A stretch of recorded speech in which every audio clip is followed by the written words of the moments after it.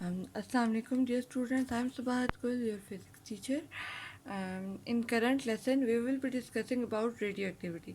पिछले लेसन में हमने एटॉमिक न्यूक्लियस के बारे में पढ़ा था, उसका साइज, ठीक है, बेसिक जो हमारे पास हैं एटम की हमने वो स्टडी की थी। इसके अलावा हमने एटॉमिक नंबर, एटॉमिक मास वगैरह स्टडी किया था। अब हम लोग देखेंगे यहाँ, आज हम पढ़ेंगे रेडियो एक्टिविटी के बारे में। ठीक है, एटॉमिक न्यूक्लियस में से न्यूक्लियस जो है उसमें या एटम में कुछ एक्टिविटीज़ परफॉर्म होती हैं। Among them one of them is radio activity.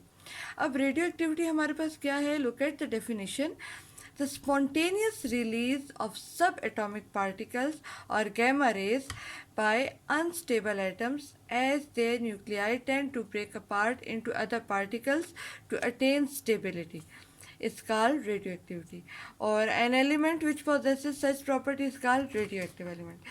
अब रेडियोएक्टिविटी जो है it is perform by large atoms जिनका हैवी न्यूक्लियाई होता है। ठीक है, हैवी न्यूक्लियाई या लार्ज एटम का क्या मतलब है कि उसका एटॉमिक नंबर ज़्यादा होगा, उसके न्यूक्लियस के अंदर ज़्यादा तादाद होगी प्रोटॉन्स की।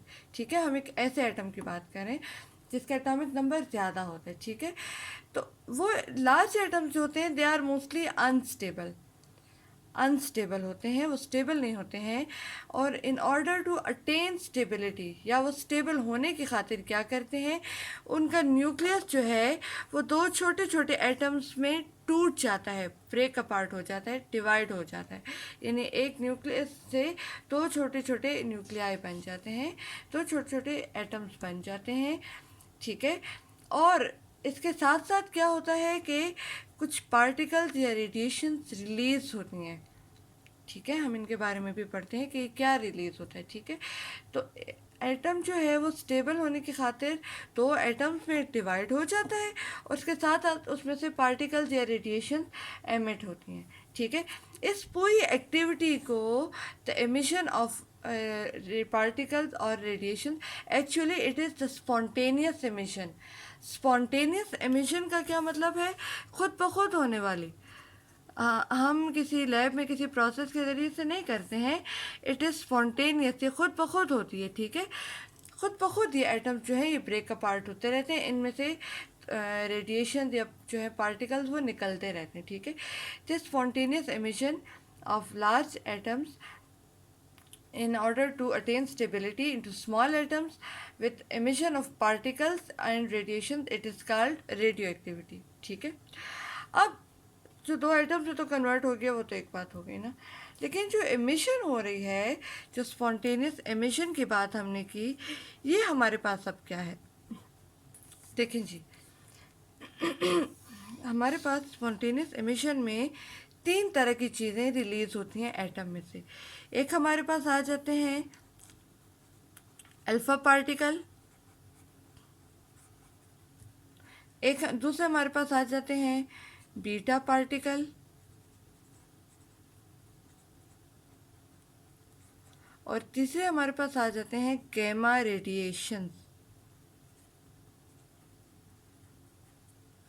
Gamma, GAMMA, gamma radiation. ठीक है, ये तीन तरह के पार्टिकल्स जो हैं हमारे पास, दो पार्टिकल और एक रेडिएशन, ये तीन तरह की चीज़ें हमारे पास एटम में से निकलती हैं। ठीक है, अब क्या है कि अल्फा पार्टिकल क्या है, बीटा पार्टिकल क्या है और गैमा रेडिएशन क्या है? Alpha particle it is actually हमारे पास ये आ जाता है हीलियम न्यूक्लियाई, और let us discuss it in bit detail in next topic. ये हीलियम न्यूक्लियाई होता है और ये हमारे पास पॉजिटिवली चार्ज होता है। ठीक है, अल्फा पार्टिकल, अल्फा का सिंबल ये है, अल्फा ए नहीं है, ये अल्फा है, आप अपनी बुक से इसको देख के अच्छे से समझ लें। दूसरा हमारे पास आ जाता है बीटा पार्टिकल।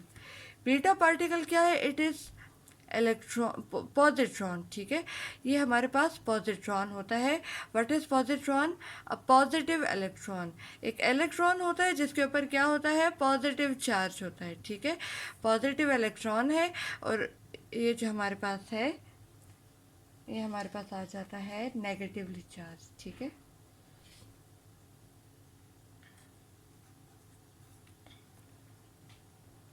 पॉजिट्रॉन है हमारे पास, ठीक है, और ये हमारे पास नेगेटिवली चार्ज होता है। तीसरी हमारे पास आ जाती हैं गैमा रेडिएशन, ठीक है। Sorry, positron is not a positively charge particle but it is an electron. Electron की एंटीबॉडी होती है, ठीक है ना, तो हम इसे पॉजिट्रॉन कहते हैं। Now third one is gamma radiation. Gamma radiation हमारे पास ये इलेक्ट्रोमैग्नेटिक रेडिएशंस होती हैं, इलेक्ट्रोमैग्नेटिक रेज होती हैं, ठीक है, एनर्जीज होती हैं जो कि रिलीज होती हैं। इलेक्ट्रोमैग्नेटिक के बारे में हम पढ़ चुके हैं ना पिछले लेसन्स में, पिछले यूनिट्स में। अच्छा, अब हमें कैसे पता चला कि तीन तरह की चीज़ें जो है एटम में से निकल रही हैं as a result of radioactivity? तो इसके लिए हमने दो एक्सपेरिमेंट्स परफॉर्म किए। एक में हमने क्या किया, एक हम ब्लैक बॉडी ले लेते हैं, एक कंटेनर है जिसके अंदर हम रख लेते हैं रेडियो एक्टिव एलिमेंट को, ठीक है। इस कंटेनर में रखने का मकसद ये है कि रेडिएशन इधर उधर ना जाए बल्कि इस कैविटी में से निकले और यहीं हमें इसका आगे ग्राफ मिल जाए। इसके आगे हम एक फोटोग्राफिक प्लेट रख लेते हैं और एक हम मैग्नेटिक फील्ड अप्लाई कर देते हैं, ठीक है। मैग्नेटिक फील्ड जो कि नॉर्थ पोल और पेज के नीचे आपका साउथ पोल होगा, नॉर्थ से साउथ पोल, ठीक है, मैग्नेटिक फील्ड अप्लाई करते हैं। इनटू द पेपर के लिए हम क्रॉस में मैग्नेटिक फील्ड ड्रॉ करते हैं, ठीक है ना। मैग्नेटिक फील्ड एक हमने अप्लाई कर दी। अच्छा, अब हमने देखा कि जो एक फोटोग्राफिक प्लेट हमने रखी हुई थी एक, ठीक है, यहाँ पर हमारे पास एक स्पॉट इस तरह बन जाता है, इस जगह पे बना, एक स्पॉट इस जगह पे बना, एक स्पॉट हमारे पास इस जगह पे बना, ठीक है। अब रीज़न क्या है देखें, एक हमारे पास ये स्ट्रेट लाइन आ गई, एक इस तरह से आ जाती है और एक लाइन हमारे पास इस तरह आ जाती है। जब हमारे पास ये स्पॉट्स इस तरीके से बने तो हमने इससे ये एवेलुएट किया कि एक ऐसा पार्टिकल है जो कि न्यूट्रल है, जो कि चार्ज नहीं है, एक अनचार्ज कुछ निकल रहा है, ठीक है, अनचार्ज बॉडी कुछ निकल रही है, तो हमारे पास आ जाती है गैमा रेडिएशन, ठीक है। एक हमारे पास एक पार्टिकल ऊपर की तरफ चला जाता है, एक पार्टिकल नीचे की तरफ चला जाता है, तो एक हमारे पास आ जाता है अल्फा पार्टिकल, एक हमारे पास बीटा पार्टिकल आ जाता है। अब आपको पता है, हम पिछले लेसन में पढ़ चुके हैं कि जब आप एक करंट कैरिंग कंडक्टर को मैग्नेटिक फील्ड में रखते हैं तो उसके ऊपर एक फोर्स अप्लाई होती है, यानी कि वो मूव करता है, ठीक है ना। करंट कैरिंग कंडक्टर क्या होता है, what is current? It is just flow of electrons, ठीक है ना, फ्लो ऑफ चार्ज पार्टिकल्स, वो हमारे पास करंट है। तो इसी तरह से अगर आप एक चार्ज बॉडी को भी मैग्नेटिक फील्ड में रखते हैं तो वो भी अपने पास से डिफ्लेक्ट हो जाती है, ठीक है ना। तो यहाँ पर भी ऐसे ही हुआ, अल्फा पार्टिकल चूँकि पॉजिटिवली चार्ज था तो वो एक तरफ डिफ्लेक्ट हो गया मैग्नेटिक फील्ड में ना, बीटा पार्टिकल नेगेटिवली चार्ज था तो वो दूसरी तरफ डिफ्लेक्ट हो गया। अच्छा, चले एक तो हमारे पास जनरल डिफ्लेक्शन हमारे पास थी ना, फिर हमें कैसे पता चला कि ये पार्टिकल अल्फा है, ये बीटा है? इसके लिए हमने यहाँ पे हमने मैग्नेटिक फील्ड अप्लाई की थी ना, अब हम अप्लाई करके देखते हैं इलेक्ट्रिक फील्ड, ठीक है। इलेक्ट्रिक फील्ड में हम क्या करेंगे, अगेन एक कंटेनर लिया, उसके अंदर हम रख लेते हैं अपने रेडियो एक्टिव मटीरियल को, ठीक है, रेडियो एक्टिव मटीरियल रख लेते हैं। यहाँ से आप देखते हैं सामने हम फोटोग्राफिक प्लेट रखते हैं और एक इलेक्ट्रिक फील्ड अप्लाई कर लेते हैं इस तरीके से। यहाँ पर हमारे पास नेगेटिवली चार्ज टर्मिनल्स हैं और यहाँ पे हमारे पास पॉजिटिव चार्जेस हैं, ठीक है, पॉजिटिवली चार्ज टर्मिनल है। अब क्या होता है कि एक रेडिएशन निकली वो इधर स्पॉट बनाती है, एक स्पॉट यहाँ पे बनता है, एक स्पॉट इस जगह पे बनता है, ठीक है ना। क्या वजह है देखें जी, ये हमारे पास ये तो गैमा रेज स्ट्रेट आ गई, वो डिफ्लेक्ट नहीं होती हैं। Gamma rays are electromagnetic radiation, these are uncharged radiation, they do not deflect in electric field, ठीक है, ये स्ट्रेट आ जाती हैं। दूसरी हमारे पास एक रेडिएशन जो स्पॉट यहाँ बना है तो उसका मतलब है एक रेडिएशन इस तरफ डिफ्लेक्ट हो गई थी, या एक जो हमारे पास पार्टिकल्स एमिट हुए थे, ठीक है। अब as this is a negative terminal, negative terminal की तरफ क्या अट्रैक्ट होगा, पॉजिटिव या negative? Obviously it is a positive particle, ठीक है ना, क्योंकि हमें पता है कि opposite charges attract each other. ये नेगेटिव है तो इसकी तरफ पॉजिटिव पार्टिकल अट्रैक्ट होगा। सेम इज द केस है, एक पार्टिकल यहाँ से निकला और वो डिफ्लेक्ट हो गया, डिफ्लेक्ट हो गया, ये पॉजिटिव आपके पास टर्मिनल है, तो इसकी तरफ नेगेटिव पार्टिकल जो है अट्रैक्ट होगा ना, ठीक है। अब यहाँ पे देखें कि हमें पता है कि पॉजिटिव पार्टिकल क्या है, अल्फा पार्टिकल है, और नेगेटिव पार्टिकल क्या है, बीटा पार्टिकल। और जो अनडिफ्लेक्टेड रह जाते हैं वो हमारे पास गैमा रेज रह जाती हैं, ठीक है, गैमा रेज या गैमा रेडिएशन। ओके, अच्छा, फिर इसके बाद हमारे पास ये जो हमने एमिशन के बारे में पढ़ा था, नेचर ऑफ एमिशन, तो ये क्या क्या है, ठीक है। एक हमारे पास अल्फ़ा, बीटा, गैमा, तीन तरह के एमिशन हैं, ठीक है। अल्फ़ा पार्टिकल्स क्या है, ये हमारा मैंने आपको बताया था, ये हीलियम न्यूक्लियाई हैं, हीलियम न्यूक्लियाई, हीलियम का न्यूक्लियस है।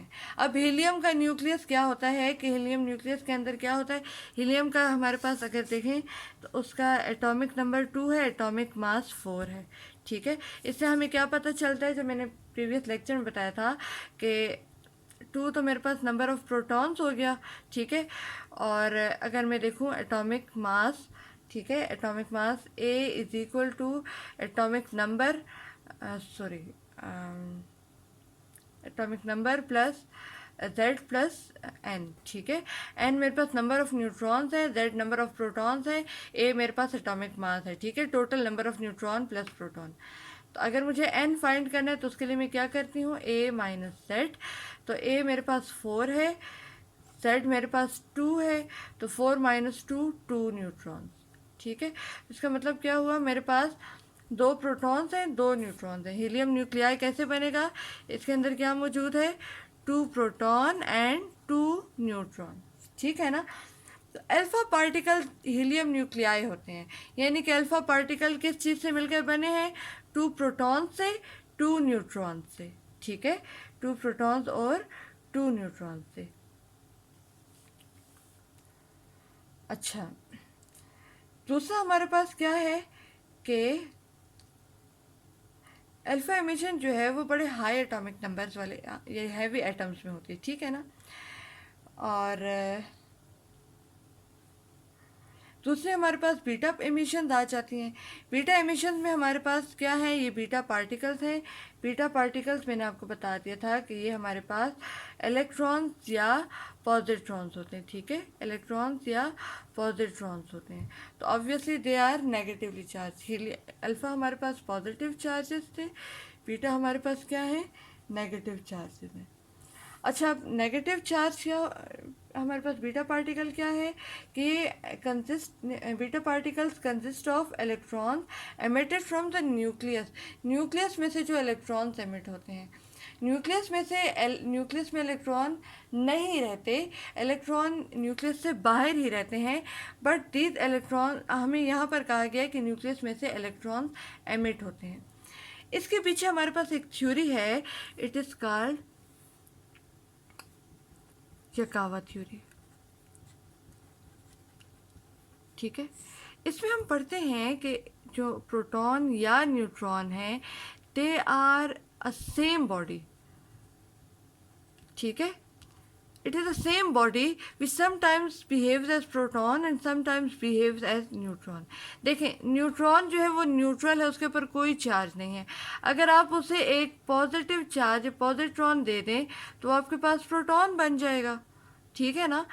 या न्यूट्रॉन जो है एमिट कर देता है, प्रोटॉन में कन्वर्ट हो जाता है। वो कैसे कन्वर्ट हो जाएगा, वो उस एक इलेक्ट्रॉन को एमिट करेगा, ठीक है ना। ये न्यूट्रॉन न्यूट्रल है, उसमें क्या है, पॉजिटिव चार्ज भी है, नेगेटिव चार्ज भी है।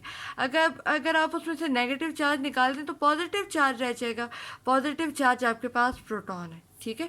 इसी तरह से प्रोटॉन जो है वो न्यूट्रॉन में कन्वर्ट होने के लिए क्या करेगा कि वो अपना पॉजिटिव चार्ज, पॉजिट्रॉन एमिट कर देगा। तो ये जो प्रोटॉन और न्यूट्रॉन एक दूसरे में कन्वर्ट होते रहते हैं, इनके कन्वर्जन में हमारे पास इलेक्ट्रॉन और पॉजिट्रॉन एमिट होते हैं, ठीक है। तो ये वो पॉजिट्रॉन है जो हम बीटा, जिसको हम बीटा पार्टिकल कहते हैं, ठीक है। बीटा पॉजिटिव और बीटा नेगेटिव हमारे पास आ जाते हैं, ठीक है। और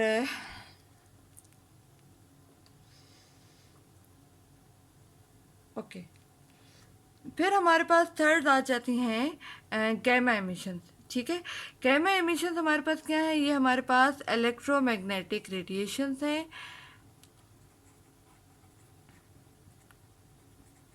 इलेक्ट्रोमैग्नेटिक रेडिएशंस जो कि एटम के न्यूक्लियस में से निकलती हैं। ठीक है, और ये उन न्यूक्लियाई में परफॉर्म होती हैं, सॉरी, गैमा रेडिएशंस उन न्यूक्लियस में से निकलती हैं जिनमें एनर्जी बहुत ज़्यादा होती है। ठीक है, ये एक्चुअली बड़ी हाई एनर्जी होती है। ठीक है, आप अपनी बुक पे ये टेबल देख लीजिए। अल्फ़ा, बीटा और गैमा के लिए अल्फ़ा किससे बना है, 2 प्रोटॉन 2 न्यूट्रॉन से। बीटा जो है इलेक्ट्रॉन से बना है, और गैमा जो है हाई एनर्जी गैमा रेडिएशन से। ठीक है, आप इसको स्टडी करें। If you find any difficulty you can ask me. Thank you so much. अल्लाह हाफिज़।